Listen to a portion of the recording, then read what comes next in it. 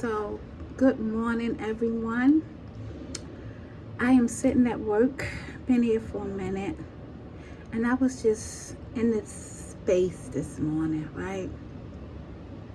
And I'm asking y'all to just pray for my family. It's nothing major going on, really, but dealing with life. And sometimes you have to pray for those things, which is called life, and that we just have to deal with things the way they are and how we are have to know how to be the best person we need to be through it. Like what I've recognized, and I know this for certain, when you're trying to do the right things and you always been a failure at what you're doing or thinking you are anyway, not looking at everything as to help build you up, we tend to latch out in the old behavior. You know what I mean? And that's the thing about when we making changes to grow and develop.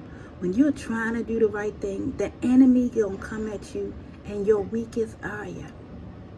And you know what? And it's really not for everybody else to understand what you're going through. That's why they say when you're fasting and stuff like that, to make sure you still clean yourself up, because it's not for everybody to know what you're trying to do.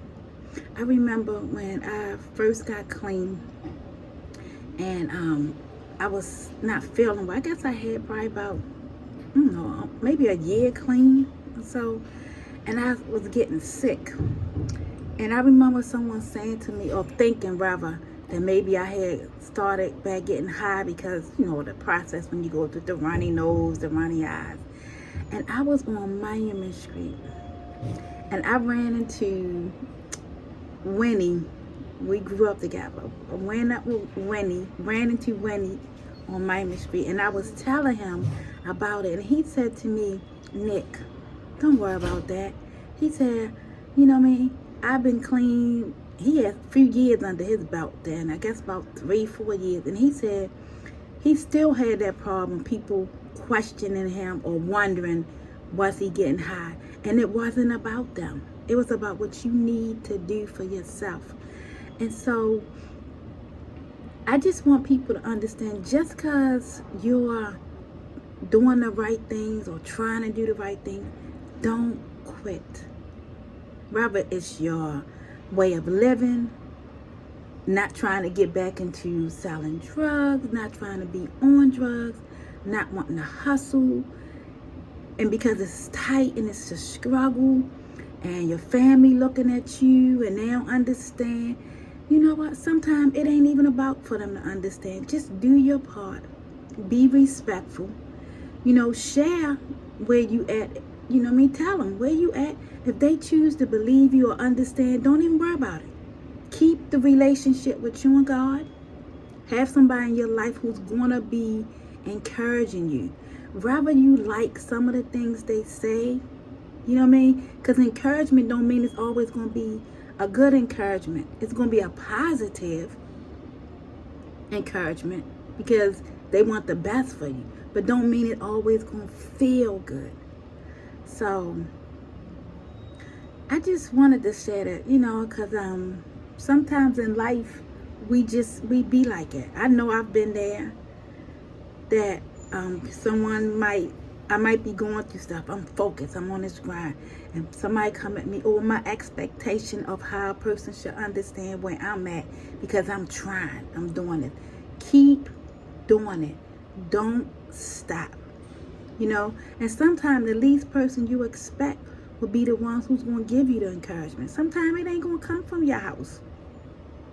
It ain't going to come from the people you think should come from, because they understand. Because sometimes we do. We forget we were bums. And bums don't mean how you dress. Bum mean your behavior, your thinking, your attitude. Yeah, they forget, that, once I was an addict.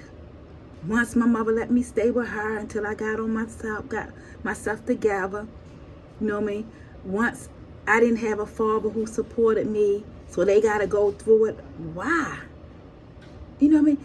I remember when I got clean, my thing was I always wanted to be a better me. I really did. When I read the traditions, oh my gosh, it made me want to be a better me. And literally my whole life since I've been clean, I've been trying to be a better me. Things I put in my life, people I place in my life, things I listen to.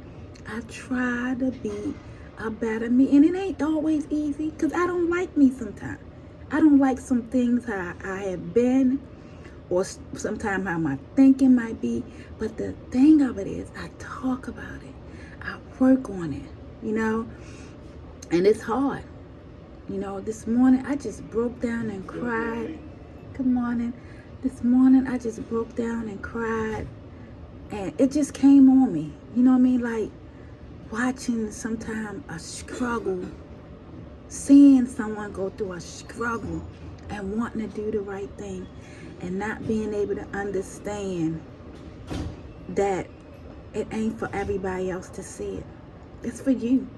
Whether you like it or not, it's for you yourself to make yourself accountable, to see those things and know how to approach. When someone come at you and you don't like it, you can't act out in anger. You can't say hurtful things. You can't do hurtful things.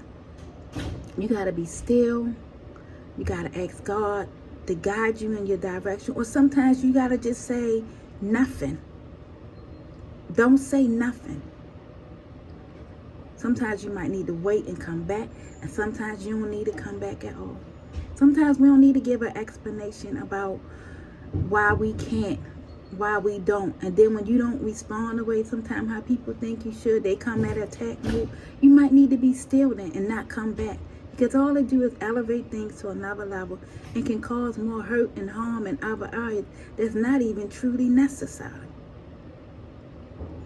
I used to always say the serenity prayer, and I still do. And I remember when my son was locked up, and I used to say that to him every time I visit him. Every time we got off the phone, I would say the serenity prayer to him because I wanted him to understand what things will come in his life. And if he knew that, he could say it, and it would give him the direction, the strength, some discernment, a little wisdom, some knowledge, and how to deal with things. And even though it's still a struggle with him, good morning, and doing it, I'm never not going to keep giving it to him. I'm never not going to keep giving it to any of my children or my friends or for myself. And my ladies group, when I pray, do the closing prayer sometimes, I say the serenity prayer there. Because it helps. It's the key. If you can't remember any prayer, if you learn the serenity prayer, it can help you deal with life. You know? So I just wanted to share that. I didn't know I was going to be on here this long. But my heart felt like I needed to share this. Because people need to understand that people not going to understand your way, your trials, your destiny. It's not for them. It's for you. So instead of wanting to hold people accountable for how you think they should treat you, you got to hold yourself for those accountability. You got to hold yourself on higher standards. That even if it failed and you do something and you react, you know what I mean? Try again. Because the only way you're going to get better with it if you keep trying. And when it comes, you're going to get stronger. You're going to get strong. But never quit. Even if you have to leave, take a walk, get your thoughts together, just never give up on yourself. Keep holding yourself accountable so you can be the best of yourself. So what I am going to do, I am going to close with the serenity prayer. God, grant me the serenity to accept the things I cannot change, which is others.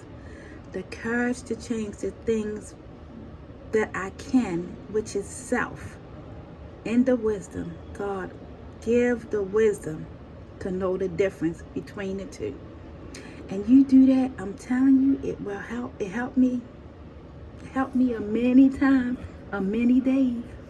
So be safe. Build your mind and your heart.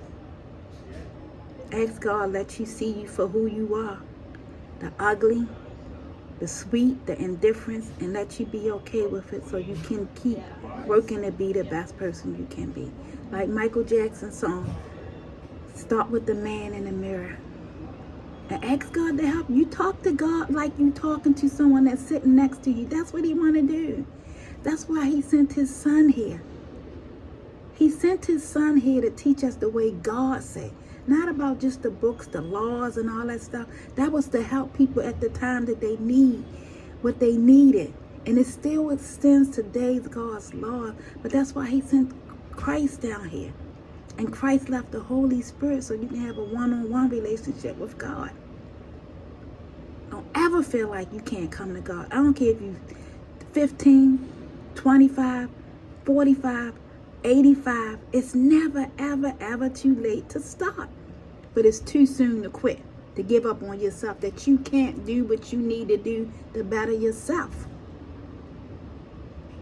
But get godly people in your life, people who want the best for you. Because you see, then you won't get offended if the ones you know who really don't care for you anyway. You ain't going to look for that from them. But see, if you walk in your strength and your power, it don't even matter what they think about you at all. Because you're doing what you need to do for yourself. So have a great day, y'all. Peace. Bye.